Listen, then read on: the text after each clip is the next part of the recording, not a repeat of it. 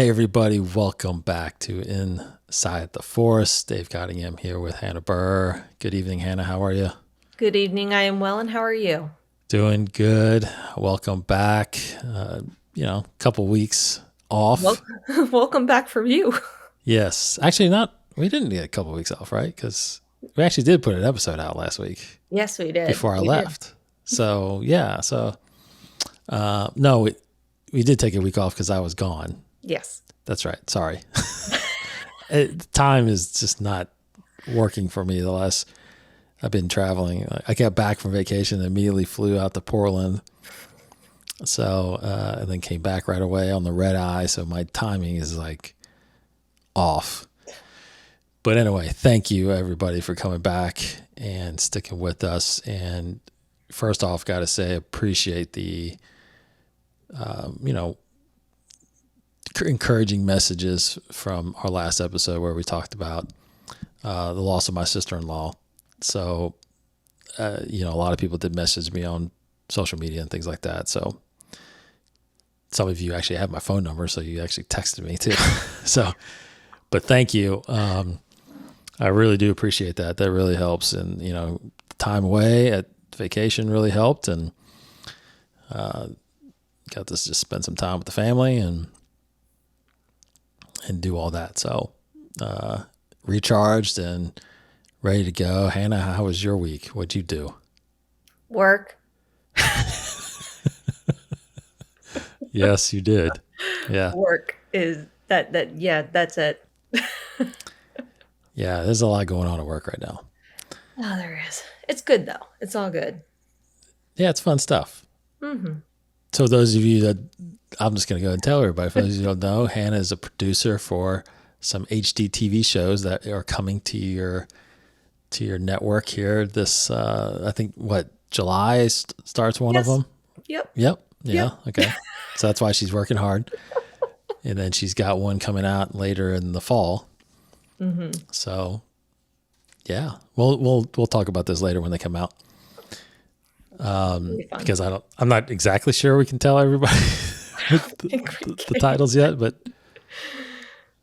we'll wait on that. Mm-hmm. All right. Thanks everybody. Of course, again, as always, thanks to our patrons for sticking with us. And again, sorry for the delay. I know I'm going to get some stuff out to you all, but I am now back and centered on this stuff. So I will get some stuff out to our dedicated patrons, and again, continuing to support us has been fantastic. And we really, really do appreciate it. So, content coming and things coming. So stay tuned. This is episode 399. Whew. We kind of threw it out there that maybe we would do something for 400. Maybe it's a live thing. I think we're going to probably try it. Why not? Got a couple comments like, hey, yeah, let's do it. So I know some of you also said that you probably wouldn't be able to make it, and I don't even know what time we're going to do it yet. We haven't talked about it. So we'll put something out there, on social maybe to mention about it, but it's probably going to be an evening. Mm-hmm. I'm guessing, right? Maybe maybe Thursday or Friday next week. I know that puts some of you out there because, I know we have listeners on the other side of the world too. So that's probably going to be some of your bedtimes and things like that, or I don't know. We'll see what we can do, but this is not real. This is just to try something new. I'm going to do some tests with our program here that we use, and we'll see how that works and all that stuff. So I've done a lot. We used to do when we were doing a podcast on the Gotham TV series, we were doing some live shows then, and it's tough. I know it's gotten easier, and I haven't done one in a while. I think me and Martin sometimes go live when we're doing his show, the Mandalore podcast, really briefly when we're doing some giveaways and stuff like that, but we haven't done a full live one. So I know and obviously I see them all the time, just like you probably see them all the time. And you can do them. We can do them. We just, it's easier for us to kind of just knock this out and do it editing later. But who knows? So not fun. not that we're going to probably continue doing it live, but we'll just try one just to be different for the number 400. So, man, 400 episodes. 400. Okay. Crazy. So, Hannah, before we get into our big topic, which is going to be about this brand new game that was released. Yes. Not the release of the game, the trailer of the game and the gameplay, which to me kind of came out of nowhere. We'll get into that in a second. But first, I want to hit on a couple of release dates. I don't think we mentioned this a couple weeks ago. I think this actually changed while I was out. But Ahsoka has been moved up a week. So now it comes out August 23rd. Yes. Instead of August 31st. So that's exciting. Yes.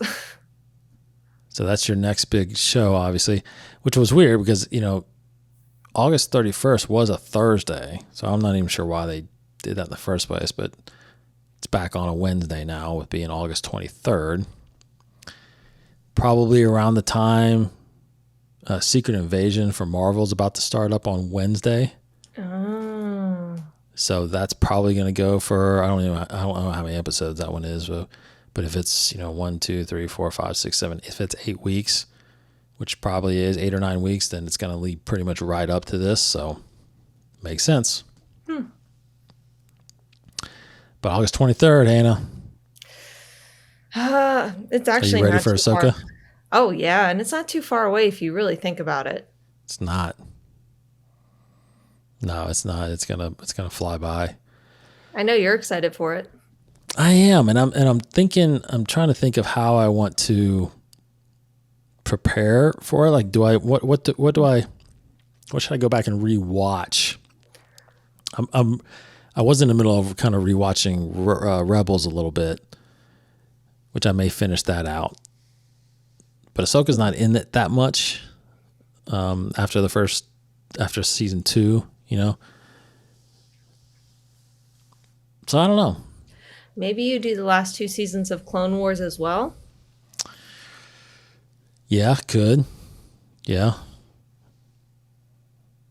But I think, Rebels will obviously kind of refresh my memory on Thrawn, Sabine, Hera. So I might probably do that. I'll probably try to get my daughter to do that with me because I think she's obviously a big Ahsoka fan. Probably Rebels, probably Mandalorian season 2. Oh yeah, true. Mandalorian. Mm-hmm. And then Yep, maybe good some call. Clone Wars. Yeah. So I'll do that leading up because there's a little lack of Star Wars right now. I'm done playing Survivor. I got to catch up on some audiobooks right now. That's what I'm doing. So See, you got plenty of Star Wars. I got plenty of Star Wars to do, actually. Okay, and then the other big release dates that have happened over the past week. Apparently, there are release dates for the next 3 movies that we have been expecting, and that was announced at Star Wars Celebration. Again, just to remind everybody, we've got the Dawn of the Jedi era movie by James Mangold coming. We've got the Dave Filoni New Republic era that's happening. Then we got the, forgive me, I can't remember the filmmaker's name, but the Rey Skywalker, Daisy Ridley return and the New Jedi Order era movie. Now that one seems to be the one that's getting worked on first. Because Filoni has to lead up to his movie a little bit. And then James Mangold apparently has a full schedule of movies he's working on before he even gets to this. Oh, dang. Really? Yeah, he's slated to do. I thought I knew them when I looked at them, but I can't remember what they are now. But anyway, with this announcement, though, it looks like this slate change, the main thing that they did also, Disney that is, they have delayed the Avatar movies. So if you remember, Avatar, it was supposed to be every other year, right? Avatar, Star Wars, Avatar, Star Wars. So Avatar now, which was supposed to come out next December of 2024, has now been pushed to December of 2025. And now they are every 3 years. So instead of every other year, 2 years. So 25, 28, and 31 is when we're getting the last Avatar movie. But the first Star Wars movie now, which it is rumored and obviously anticipated to be the new Jedi Order movie, is now slated for May 22nd, 2026. So 3 years from now, we will get a Star Wars movie finally. If that holds true. Just 3 years. Now that is on top of the 3 years already that we haven't gotten a movie. So in the end, when that movie does finally come out, you're talking almost 6.5 years between movies. That's a long time. I was about to say, you must be so annoyed. I am very annoyed. Yeah. That's a long time when you bought this property, and I'm sorry, it just doesn't take 6.5 years to get another movie out. Not when you're still pumping out 2 or 3 Marvel movies a year. You're pumping out a couple of Pixar movies a year, Disney live action movies every year. You know what I mean? You're pumping out all kinds of movies. Can't do a Star Wars movie in that time? I guess not. I guess not. But apparently we are getting 2 movies that year, because in December 18, 2026, there's also an untitled Star Wars movie. Everybody's anticipating that will be the Filoni movie. Oh. And then December 17th, a year later in 2027, you will get the James Mangold movie, apparently. Well, you got to look at it this way. Sure, it's been 6 years since there's been a Star Wars movie, but then you get 3 and 2. Yes, I guess that is the consensus, right? Or the concession, right? You have to wait a long time, but then we'll throw 3 at you within 2 years, which is not what they said that they wanted to do anyway. They wanted to space these out a little bit, right? Which makes you wonder why all of a sudden they changed their mind. I don't know. I don't know. I think it could be that do they actually feel very confident about these movies, that they're going to make their budgets back or make their money back and it'd be good enough to where it's okay to release them close enough? I don't know. They're not tied to each other, right? So, I mean, they're obviously tied to each other being, Star Wars movies, but they're not in the same eras. So I don't know. I think they're trusting that each one of these filmmakers are going to tell a good story and be part of what they are building, which is these timelines and these eras spread across all this, this length of time, and you got 2 new eras that we haven't even dived into that's coming out: Dawn and New Jedi. So I don't know. I guess we'll wait and see. And I know the writer's strike will probably impact that, or maybe that is with the writer's strike in mind. That's very true. Yeah, I think that's probably impacting a lot of it right now, especially because these movies aren't written. Now the The one movie, that's probably not fully done yet because I think they hired a new writer. Ah. That is now on strike, probably. So that's true. That's true. And, again, you're right. 3 years, there is a lot of Disney Plus series that's going to be coming out during that time too, right? So, because you've got next year, you've got Acolyte and Bad Batch and Andor still.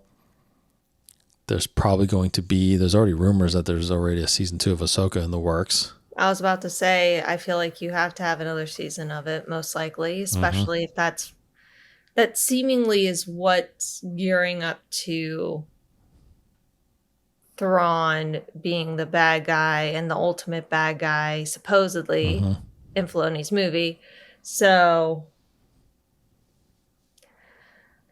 you kind of need at least 2 more seasons of that. I don't think we're going to get another season of Mandalorian. Oh, you don't? I don't. The way that it ended with this, someone made a comment on this on social media, and I was like, oh, that's a really good point. George Lucas, whenever he uses the circle, it's meant to end something. Like, if you think about his movies that end in a circle, it ends something. So that was a way to kind of end their chapter for Mandalorian. So I don't think we're going to get another Mandalorian season, but I don't think that's the last we're going to see of Din and Grogu. Interesting. So yeah, I think... Yeah, that's a good point. Yeah. So we're probably going to get 2 more seasons out of Ahsoka. Yeah, I could see that, especially if if she's the main character that's going to be facing off in the Thrawn battle in a sense. And then of course very well that there was a lot of talk with this Filoni about how he's training this new crop of animators like during Bad Batch. Because even though Bad Batch is ending, that means there's another series probably in the works. Yes. And Filoni might be now kind of stepping back away from that to go into live action. So then there's probably going to be another Filoni type character in the animated series space that continues on. Because I would bet you that when Bad Batch wraps, that they are going to, I think they're going to do an animated series in the High Republic era. I was just about to say, I hope they do. It seems Yes. like they're trying to slowly incorporate more and more of the High Republic into everything. And just because there are so many comics and books about the High Republic, you kind of have to go animated. Yes. And I think that would be perfect. Yeah. And you gotta attract another audience that hasn't really dived into the books. And they're starting to, maybe they picked up Jedi Survivor and they're like, what is High Republic? What is this? It's like, I've heard about this. This is tying it in. And so they're not ready. They're not ones that go and read, but they are able, they do want to watch storylines and watch a series, and then animated series is the perfect thing to do. Amazing call. That's such a great call. And I think you're right. We'll remember that. $3.99. I foreseen the Jedi High Republic animated series. And I'm trying to think of. I'll probably think of a name next time about who that Filoni person is, because there's definitely some visual effects supervisors that he's been talking about. That he's been shaping, I think, to be those leads. That's awesome. Those visual directors, So anyway, there you go. Those are the 3 movies apparently that are going to be, now release dates change all the time. And it's true, like you said, this might be anticipation of the writer strike. So maybe if the writer strike ends, could these move up a year? It's possible. Because it doesn't take 3 years to make a movie anymore. So, they could, I believe they could get a movie out by December or I mean, right now you can get a movie out December 2024, but you probably won't. The strike won't end probably anytime soon. So you could do summer 2025. Yeah, you could, unless you really wanted to take the extra time and effort to make it right by the fans. Yeah, true. Because let's be honest, in our line of business, Dave, I think you agreed that if we had all the time in the world to do the projects that we do, we would take that. Yeah, but there's a fine line of there's a fine line you can't cross where, yes, if it's rushed, you sacrifice quality, and you probably sacrifice making some mistakes you probably wouldn't have made. But also, if you take too much time, you nitpick it so much that things start suffering, and mainly storylines and characters, and So I believe that time is required, but I also believe that a deadline is required. Oh, I completely agree. If you don't set a deadline, you'll work on something and it'll never be perfect and it'll never be done. Yeah. Yeah. Because, some of these movies that I feel like I've heard, wrap production sooner and get to test screening sooner, and then they take the test screens and they take that feedback and then they go do like 3 rounds of reshoots just to fix the, it's like sometimes you're ruining because the majority of the people haven't seen it. You're only seeing test screen, getting results from test screeners. So I like the fact that you have a release date that you get to hit. Yeah. But as long as that release date is realistic, then, because I think there was a rumor that, now I don't know if it's true or not, but I think there was a rumor that when J.J. Abrams came on episode 9, because he wasn't planning on doing episode 9 at first. No. And he there was a rumor that he asked to push the movie back 6 months. And they said no. So then it kind of he felt somewhat rushed. You think? Obviously. Yeah. It kind of shows. And the thing is that it shows. It doesn't matter if you are in the industry or not. You can tell something is off when it is rushed. Yeah. If something just doesn't feel right. Yeah, I totally agree. Yep. Well, I'll be first in line for the movies, as always, when they come out.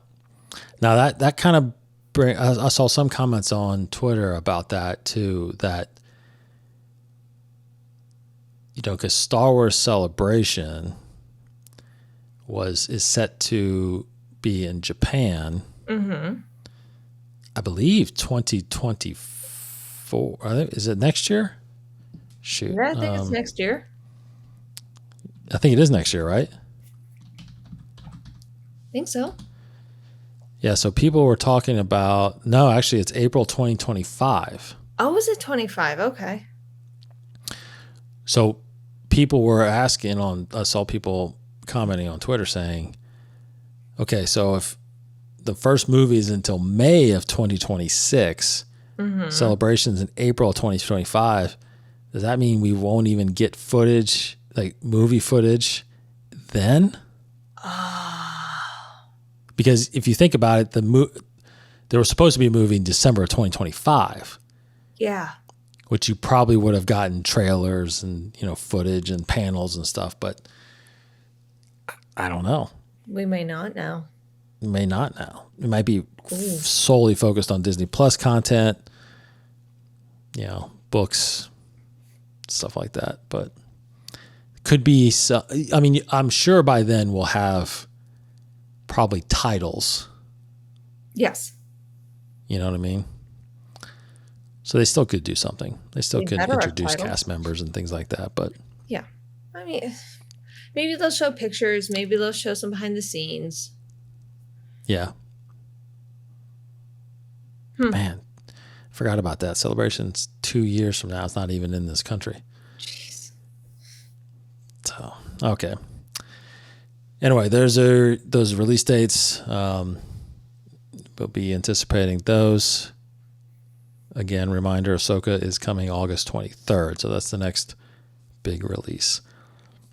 Other releases on the novel side, July 18th, don't forget Inquisitor, Rise of the Red Blade. From a certain point of view, Return of the Jedi. That date got moved up a week, so now it's August 29th.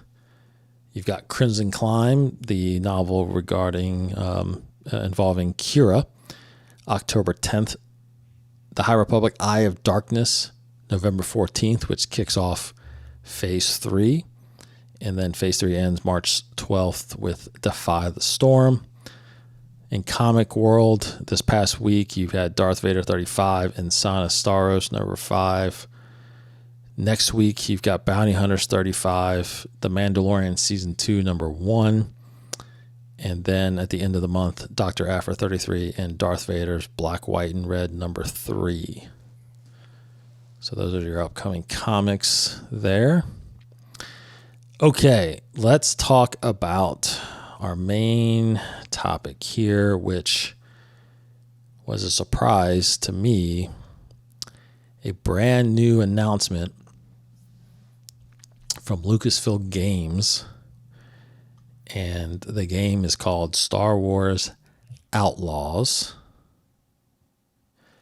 Now, what's crazy is that we've been told about these new games that are coming out, and none mention of this, right? Now, there was a mention that they are working on this open world Star Wars game, which I'm assuming this is the one they're talking about. So we'll get to that in a second. But you know what we have been teased in the past is the remake of the old Knights of the Old Republic. Yes. Yeah, I know, which has been apparently in development hell, and who knows what stage that game is in right now. And then you have this cinematic trailer we got called Star Wars Eclipse. Mm-hmm. We got that, I want to say, gosh, at least a year ago, maybe 2 years ago. Has it really been that long? Let me see. Star Wars Eclipse trailer. It does feel like it's been a long time. Oh, 1 year. It's been 1 year. I almost forgot about that. So that must have come out. It says 1 year, so sometime this time last year, the cinematic trailer for Star Wars Eclipse. Now, of course, we haven't gotten any gameplay beyond that. We haven't gotten any kind of release date. No idea what game status that is in. Mm-hmm. And then there was this talk about this open world game, and this must be that game, I'm assuming. Mm-hmm. I think it was Ubisoft that was the one that was mentioned to be doing it, and this is Ubisoft. So the world premiere trailer 4 days ago came out, Star Wars Outlaws. And where is that? I had it pulled up, and I lost it, but it was... I didn't have it pulled up, maybe. Anyway, Star Wars Outlaws is what they're calling the first ever open world Star Wars game. Now, we'll get into that in a second. But according to the official release here, sorry, I apologize. I thought I had this up, but I didn't. Here we go. Okay, this is from StarWars.com. Experience the first ever open world Star Wars game set between the events of Episodes 5, The Empire Strikes Back, and Return of the Jedi. Explore distinct planets across the galaxy, both iconic and new. Risk it all as Vess, an emerging scoundrel seeking freedom and the means to start a new life, along with her companion, Nyx. Fight, steal, and outwit your way through the galaxy's crime syndicates as you join the galaxy's most wanted. If you're willing to take the risk. The galaxy is full of opportunity. So the key features of the game are discover a galaxy of opportunity, so explore distant planets with bustling cities and cantinas before racing across sprawling outdoor landscapes on your speeder. Each planet brings new adventures, unique challenges, and enticing rewards if you're willing to take the risk. Experience an original scoundrel story. So live the high-stakes lifestyle of an outlaw. With Nyx by your side, turn any situation to your advantage. Fight with your blaster, overcome enemies with stealth and gadgets, or find the right moments to distract enemies and gain the upper hand. And then you can embark on high-stake missions. Take on high-risk, high-reward missions from the galaxy's crime syndicates. Steal valuable goods, infiltrate secret locations, and outwit enemies as one of the galaxy's most wanted. Every choice you make influences your ever-changing reputation. And then finally, jump into the pilot seat. Pilot your ship, the Trailblazer, as you engage in thrilling dogfights with the Empire and other foes, finding the right opportunities to chase, evade, and attack to get the upper hand. So now let's get into a little bit of, well, first off, your reaction, Hannah, your thoughts after watching this trailer. So after watching the trailer, I, for the most part, was pretty excited about it. I thought, oh, this would be a cool game. This does seem very much of an open world RPG. Great, love that it's one character. Part of me was a little disappointed because I was hoping that would take more of the model of Skyrim in the sense of you got to pick your background, so you could choose to be a scoundrel or a bounty hunter or a politician or whatever. And then you can explore the world doing that. And based on what background you pick, you have different missions. The only thing that gives me pause was when she ran into her old friend. To me, that felt more like a very mission-centered game that has a very strict storyline. And that makes me go, oh, that's a little bit away from open world. But then we got a series of shots of her on all these different planets. So that kind of compensated for that a bit. So overall, I'm excited. I'm curious as to why they chose that time period. So I'm sure there's some story in there. But yeah, I guess I'm excited, but I'm not pumped like I was for Jedi Survivor. What about you? Yeah, I would echo that last statement for sure, because I definitely gravitate more towards Jedi games. I like the Force aspect of things and the lore of that discovery, especially in Jedi Survivor, which was incredible. I agree. I'm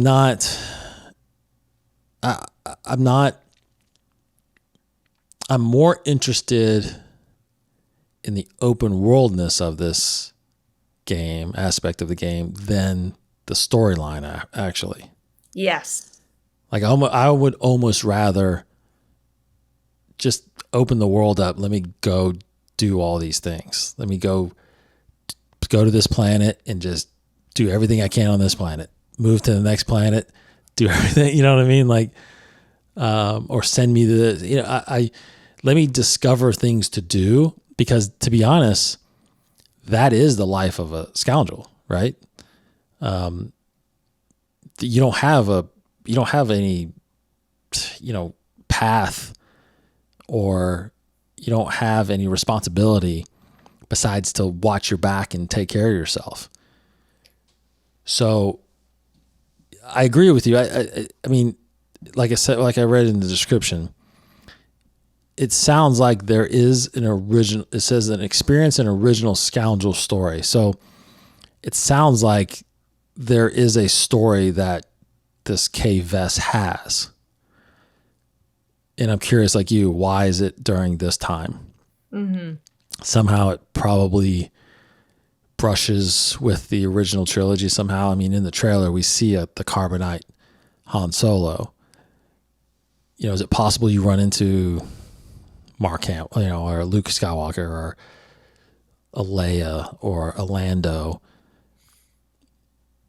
which you probably end up doing. Lando especially, since he's kind of in that world, right? Yeah.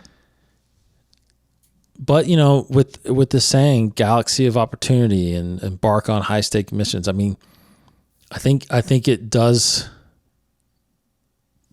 no pun intended, but open the possibilities of being able to literally sit down and kind of go where you want and do what you want and not have to worry about, you know, leveling up and going, just doing certain things in order to be able to do other things. I don't know. That's kind of how I interpret it. Now, there's also a trailer that came out that kind of shows the gameplay of it. Mm. Now, this being Ubisoft, it very reminiscent to me of the other Ubisoft game, which I played a lot of, which is Assassin's Creed. Mm-hmm. So it kind of feels the same way, which is honestly, very parallel to Jedi Fallen Order also, I feel like, too. They all kind of seem the same. So I like that. I like that gameplay. I don't know if how interested are you in that? I mean, I agree with you. I'm a huge fan of the Assassin's Creed series, so that's really nice. I still think, though, I don't know. I mean, if this is truly an open world game, then you can do what you said you wanted to do, go to all the planets. I just wonder, because after a while things become too easy. So I think, like, I wonder if they're going to do something like they do in Skyrim, where, sorry, I'm going to be comparing this game to Skyrim, because Skyrim in my mind is like the perfect open world RPG game in the sense of, like, everyone, all of your enemies, save for a few, level up with you. So the better you get, the better your enemies get. Therefore, you always feel like you have a challenge, and it doesn't matter what order you do things, because you will always have a chance to level up and increase your skills. So, and if the game plays like Assassin's Creed, that'll be interesting. It's just, I really, really hope that it is truly open world. You can do whatever you want, and you can just ignore the main mission for as long as you want. I really hope you're right with that. Well, and that kind of brings me to my main discussion about this. Is I've seen a lot of comments online, and in fact, me and Martin actually were kind of texting back and forth about this. And I play games, but I obviously I'm not a massive gamer. Like, I haven't played Skyrim. I haven't played Mass Effect, Fallout, these games that a lot of people are really into. When I was more of a gamer, I would say maybe 10, 15 years ago, I was playing Halos and Gears of War and Assassin's Creed and the Batman Arkham games. Like, those were the games that I was playing. And obviously you should be able to tell I'm an Xbox person, because most of those games are just on Xbox. So when you're playing Halo, and I even though I did some of the multiplayer, I love the campaigns of Halo. Now, those are narrative games. There's a script basically that you're following. You start off at this place, and you have to end up at another place, and usually you're fighting like a boss to get to the next part of the game.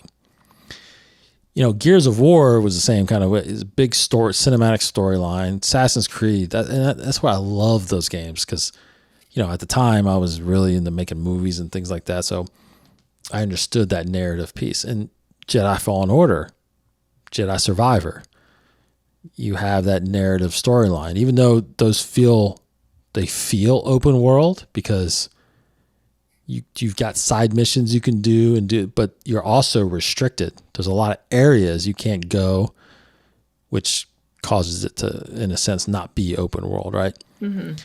Now, you've got more experience, I feel like, in games that are truly considered to be open world.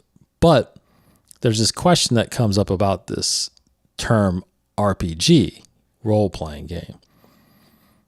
And is there a difference between an open world game in an RPG game? Or is it a narrative game in an RPG game, and then there's some RPG games that are actually open world RPG games? So I don't know the answer to. I think I have my answers to them, but so and the reason why I bring this up is because I see some people kind of mentioning like, well, they say open world, but is this game actually open world, and what does that actually mean? So, in your experience, what is open world to you? What is RPG to you? And what examples of games do you have that kind of describe those? Oh man, yes, me and my infinite knowledge as a gamer. No, I'm not really like. I do play though. You have played some of these open world RPGs way more than I have. Yes, I have. I would say there are probably different levels and different combinations. Like I would say open world is a world where there are some challenges, but there isn't necessarily a way to quote unquote level up. And even if there is, there's no main story to follow. You literally just do whatever you want. And I think honestly, the perfect example of that is Minecraft. Yes, there are challenges within Minecraft. So you got creepers, you got skeletons, you got, zombies. So you have things to fight and there are challenges, but there isn't necessarily a main goal. There isn't a final destination to end the game. The game can literally go on forever. You can do whatever you want. You can build whatever you want. Possibilities are endless. And then I think there's open world RPG, where it is like a Skyrim, where you have a character and you do have a main story you can follow. However, you do not have to follow it at all at any point you play the game. In fact, the game could potentially go on forever if you choose not to do that path. And I even think if you complete the main storyline path, you still get to do whatever you want. The game ends when you decide to stop playing the game. And you can, as I mentioned earlier, the enemies level up with you. So you will always face a challenge. Now, a couple weeks ago, I decided to do decided to do one of the quests, and I go there, and all of a sudden I'm like, I'm level 12. This guy's level 29. I don't think I should be here. Yeah. But for the most part, but there was nothing blocking me from going. There was no warning. There was no right. You can't go this way. So it was still open world. So I think that would be it. What game was that? Skyrim. Skyrim. Okay. So I would probably argue that's an open RPG. An open RPG narrative. Okay, this game, which is probably my favorite game of all time, really toes the line with this. I feel like Mass Effect 2 can sort of be open world because you can sort of at times choose to do different things, and what you do does impact the storyline. But I don't know if I would call it a true open world RPG. I would probably say the same for Knights of the Old Republic. You can choose to go to different planets in specific orders, but you can't do something until you've hit all of them, if that makes sense. So there's a little bit of an open world sense that you get to choose, like you can decide what you want to do, but you can't move forward unless it's done. So that's like a mixture of narrative open world. And then you have RPG narrative, which I'm trying to think of an example of that. Because then you have narrative. I'm not sure. I'm not sure there is one. Maybe I feel like it's either one or the other. Yeah, I think you're right. I think it's either narrative or RPG, because RPG, at least you get a chance to, like Mass Effect 2 would be RPG because you get to choose how Shepard responds to specific situations. And based on what you decide, that can change certain aspects of the game. Like major stuff in the game. Meanwhile, with something like The Last of Us, you don't really, sure, you could, say something a little different or whatever, but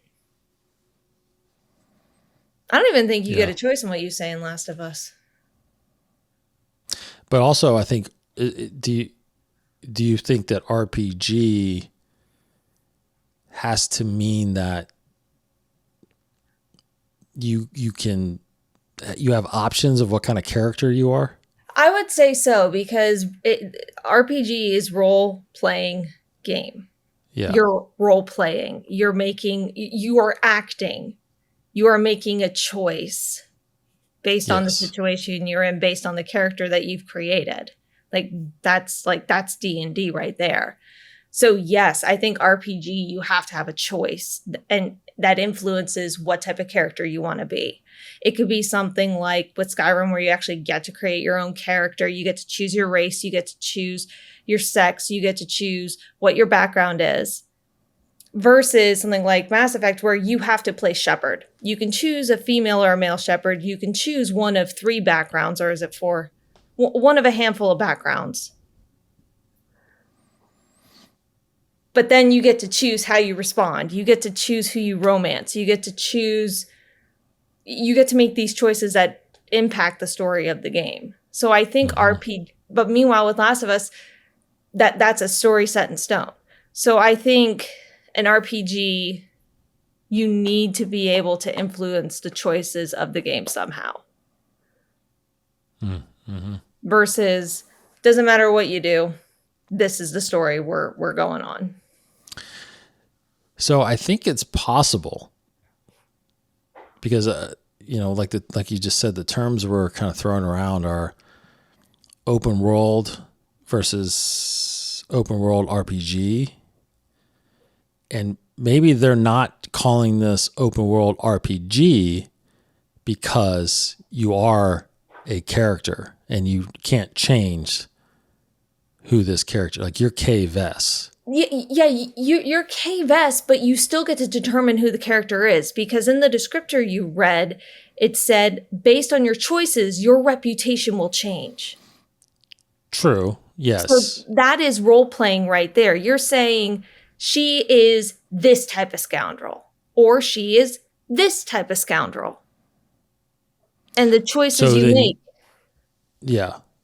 So you think this is an open world RPG then? Yes, based on the description you read and based on what I've seen, I do believe it is an open world RPG, because I didn't know if it would be an RPG, but when you read the description saying based on the, like, it roughly was based on the decisions you make that will determine what her reputation is, that immediately tells me you have a choice to turn this scoundrel into who you want her to be.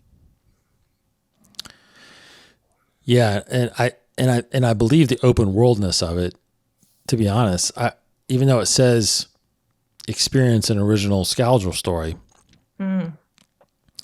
I have the sense too, especially based on everything you just said, I have a sense that what that means is that you could play this game without doing that story.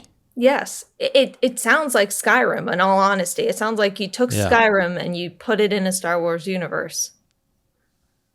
Is that Ubisoft? No, I don't think Ubisoft did Sky. I think it was Bethesda. Was that Bethesda? Yeah, okay. Which is interesting because, side note, there's a game that got announced called Starfield by Bethesda. And that it looks like Star Wars, but it's not. And it's massive. You need to go look at that, because I feel like I'm probably going to get that game too, because that's like endless gaming. I mean, they said you can go to like 1,000 worlds. Jeez. Like, pick where you want to go in the galaxy. Just go wherever you want. It's crazy. You take a look at that. Let me know what you think tomorrow. Oh man. But back to this, I think that's the open worldness. Now, I do think there's going to be some restrictions on this, obviously, because in Star Wars there are thousands and thousands of systems. I don't think you can go to every one of those. So, even though they say open world, like it's still going to be restricted. But there sounds like there's going to be a ton of locations. They do have this gallery here online, and it has it names some of the. If you look at it online, StarWars.com, there's a couple images. One is from a landscape of Tashara, so that's I have not heard of Tashara. Neither have I. You walk through the streets of Miragana. Don't know that one. Now this one is interesting because it says you take your Trailblazer, making an escape through the Akiva system. Akiva, I do recognize that name. I cannot remember where that's from. Akiva, you said? But Akiva, Akiva, Akiva is something that is known somewhere. So those are kind of the couple mentions of some planets that are going to be featured in this game. Da. I know I've heard that term Akiva somewhere. Oh, Nora Wexley said it. Oh yes, it was in the Akivans, your Aftermath series. Yeah. It was in the Aftermath series. Yep. That is right. And Wedge even says something about it. Yes. Okay. Yep, Cool. Aftermath. But I'm excited. I'm by far extremely excited about this game. Now, what's interesting, though, did I see this right? I'm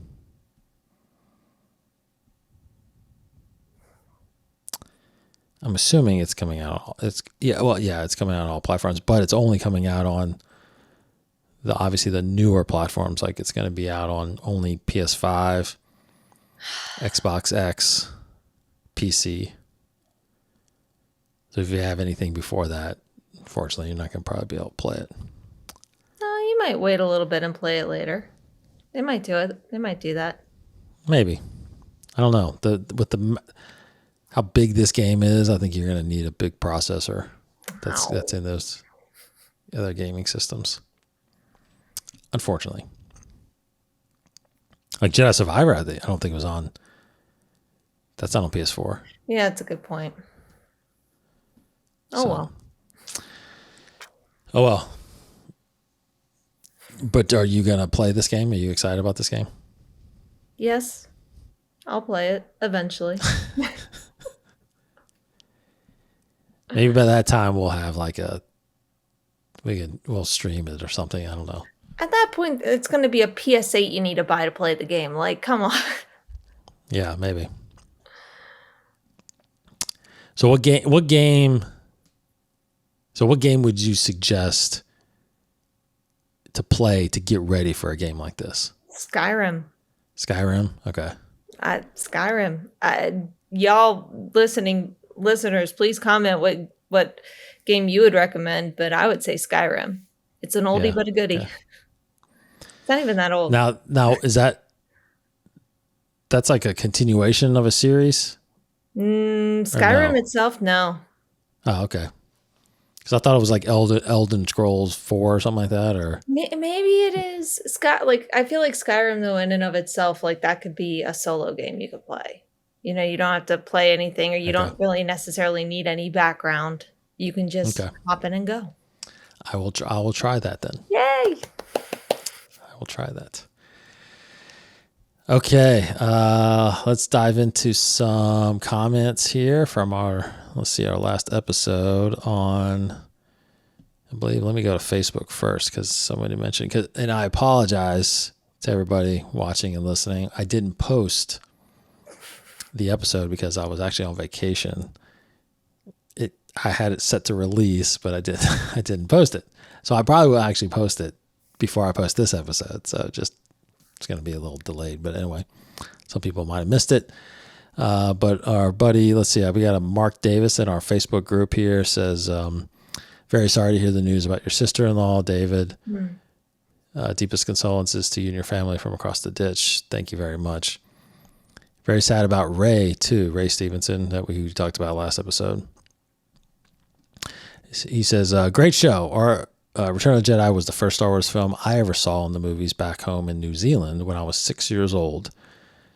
Very nearly accidentally saw James Bond Octopussy instead after my dad had dropped me off and my brother at the wrong theater.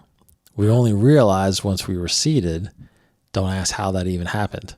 However, we were lucky both theaters agreed over the phone that we could swap our tickets to see Return of the Jedi in the correct theater up the road, so ran down there with popcorn flying everywhere to get there in time for the movie starting. We got to our seats, scrambled in the dark as the droids were walking up to Jabba's palace, so missed the first 5 to 10 minutes. Still, up there as one of my favorite movie experiences, Return of the Jedi was everything I'd hoped for as a 6-year-old. Unlike you, I had seen Empire Strikes Back on VHS previously, but I hadn't seen A New Hope. Mark, longtime listener in Australia. What a great story. And Mark went ahead and listed his favorite Star Wars movies list. Great favorites lists from both of you. Mine, similar-ish to me, to Dave. Empire Strikes Back, Rogue One, Return of the Jedi, Revenge of the Sith, A New Hope, Solo, Rise of Skywalker, Force Awakens, Phantom Menace, Attack of the Clones, Last Jedi. Good list, Mark. Sure. Like that. No. To each their own.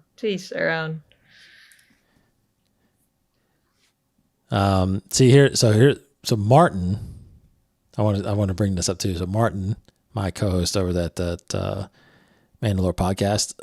So I did post the trailer for Outlaws on here. Mm-hmm.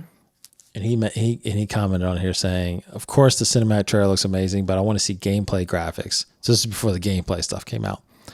But still, the idea of an open world Star Wars game, are you kidding me? Like we've talked about on the podcast, that's worlds. What worlds would we visit? I hope it's good. We'll be forgetting about everything else in life if it is. So yes. So I know he's excited about open world. He's really big on that kind of stuff. Mm-hmm. You know, one game he plays is Conan the Barbarian. Oh. Have you heard about this? I've heard, but I haven't seen any gameplay or anything like that. And you like build and like, I don't feel like there's like a storyline. I think it's just really kind of open world where you're building castles and you're, whatever. I don't know. I'll have to have him explain a little bit better, but I know he plays that for hours. Okay. And it's just constant. Like there's no ending, I don't think.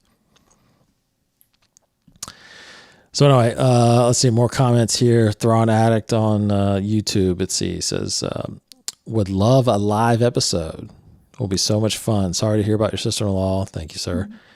It's never easy losing a loved one, and appreciate you still putting out Star Wars content through a difficult time. Got to keep putting out content, Then he says, Return of the Jedi will always be highly ranked for me. It will always be behind Empire Strikes Back and Rogue One. So would have to put it third or maybe fourth because I have a lot of nostalgia for the Phantom Menace from when I was a kid, just with the toys, etc. Plus, it was my first Star Wars movie I went to see in theaters. I do love Return of the Jedi, though, from Jabba's Palace to Endor to Vader's Redemption. It's like 3 films in one for me. And then, I always butcher his name, but Kimura Jade says, first, condolences for your loss. I'm glad you can take the time off to take care of you and your family. Thank you, sir. Now, for me, my generation of Star Wars is more with the prequels. I was aware of the original trilogy, and my first memory of Star Wars is my mom taking me to the theater re-release of A New Hope in 1997 when I was 6. However, when the prequels came out, I was older, more into movies, and there were toys for it being marketed at me, making me much more interested. Even though the prequels are about showing Anakin's downfall and how the Jedi Order had become corrupted, I love seeing that slice of what the Jedi were before the original trilogy, which is probably why I also love most of the High Republic content. Side note, I never played Knights of the Old Republic, and I really, really should have. Rogue One is also my favorite. I don't know if I could really rank the rest because for me, it's more of a mood thing. The originals will always have the most Star Wars feel with the practical effects, puppet work, and Star Wars tech. The prequels of how cool and nuanced the Jedi Order was before the fall, bad dialogue aside, because there's some really bad dialogue in the prequels. The sequels, I also love The Force Awakens, but I've hardly rewatched the rest. I've probably rewatched bits of the Clone Wars the most, though. So that with the Clone Wars movie would follow after Rogue One, I think. Interesting. And then he went on to say, I would love to participate in a live, but right now there's no good time for me. My 4-month-old makes my schedule, and he's the most inconsistent boss. So I look forward to hearing what comes of it instead. Yeah. So I get that. Trust me. Totally understand that. Aw. Got to take care of you got to go by their schedule for a while. It gets better though. They eventually go back to your schedule. So Just hang in there. Just hang in there. That's right. That's right. All right. That'll do it for this episode. Our last episode in the 300s. We are embarking on a new episode next week, number 400. Come back for us for that. I'm not going to promise really any surprises fully, but we'll figure something out. I think it'll be fun. Hannah, as always, thanks so much for hanging out. Dave, as always, thank you so much. Take care, everybody. Let us know what you think about Star Wars Outlaws. Let us know what you think about these release dates. And hope you're excited for Ahsoka as much as we are. Just a few more weeks till we prep for that. So we'll be back next week to talk about whatever news comes out and some unique topics as always. Thank you, everybody. Thank to our patrons. For Hannah Burr. For Dave Cottingham. Take care, everybody. May the Force be with you.